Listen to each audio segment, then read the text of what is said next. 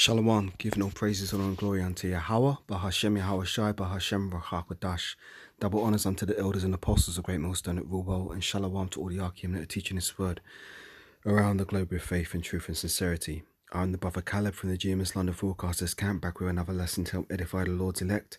As always, I like to start by saying that we are the real Hebrew Israelites, and the real Israelites, these so-called Negroes, Latinos, Hispanics, Native Americans, West Indians, and West Africans predominantly. However, you will find Israelites that do look like the other nations, because we as a people have been scattered amongst all nations throughout our various captivities.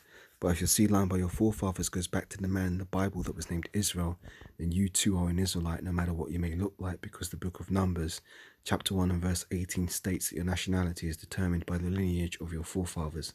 So, just a very quick lesson here. I was out and about earlier today in central London, and I saw this theatre, and the new musical that's playing in this theatre as I was walking past it happens to be Mrs. Doubtfire. Now, for those of you who are not familiar with Mrs. Doubtfire, this is based on a film that came out in, I believe, 1993. I think it's around 1992, 1993. I never watched it. I never gave a shit about this film. But I used to watch, TV at the time, and there are adverts for this film all the time, and people were talking about it on talk shows, and it was getting pushed heavily, and it starred Robin Williams as basically a tranny, a cross-dressing dude. For whatever reason, I suppose his family leaves and he has to dress up as a maid in order to see his children, or some bullshit contrivance of a storyline in order to get this arsehole to run around in a dress masquerading as a woman. And they'd always show the scene where he's trying to follow a recipe and he's bending over the cooker and his fake breasts catch on fire, and that was supposed to be humorous and funny. And even as a child, I'd sit there looking at the TV and thinking, what the fuck is this shit, man? This ain't funny. It's some fucking bullshit. Now, I never knew the scriptures, and I never knew that this act was condemned in the Bible, but it just felt off to me, and it never really resonated with me. I had no desire to watch this film.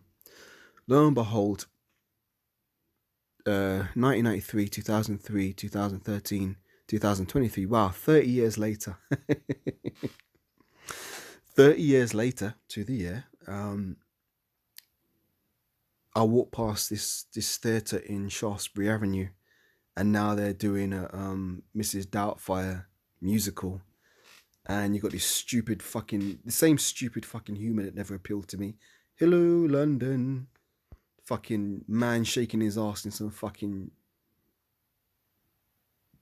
dusty ass dress, as if that's funny. It's not funny. It's actually wicked. It's actually condemned in the scriptures. Let me get a precept. But this is part of a ritual, because in Hollywood, they've got this ritual where they like to make men dress up as women. And a lot of the major celebrities have partaken in this ritual in order to gain more fame in Esau's kingdom.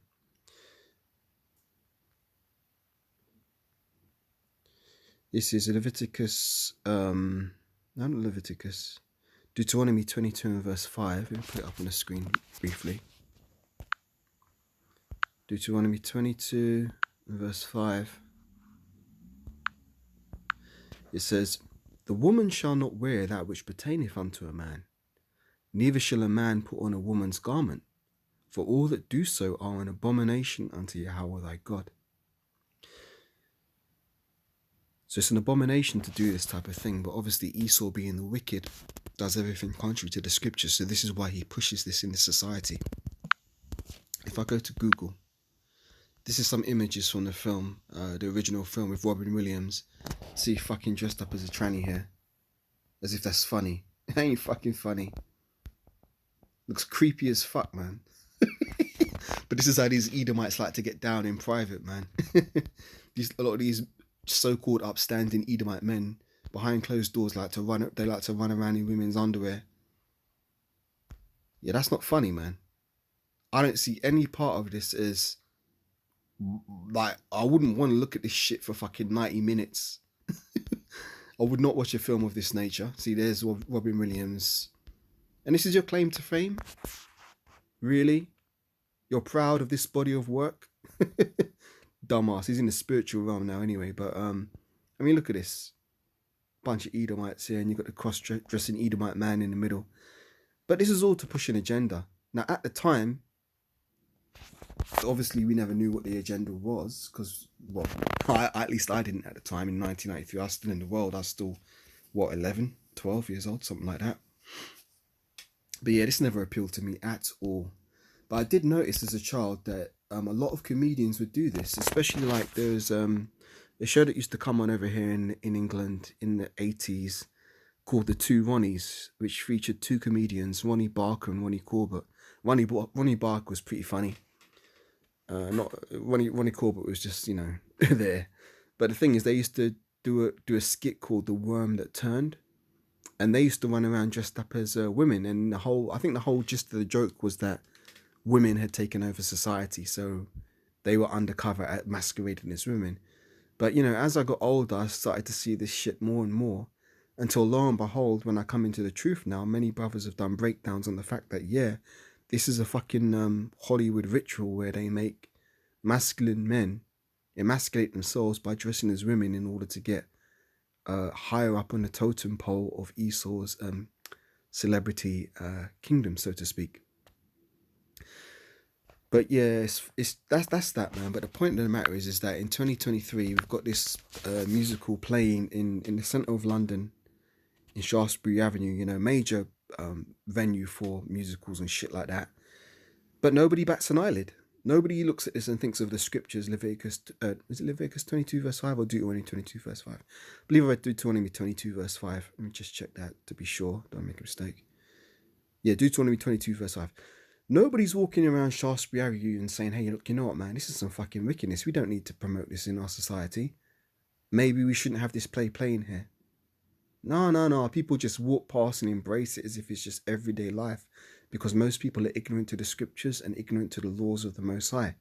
But hey, that's why you have the prophets on the scene to prophesy against these things, because you know what?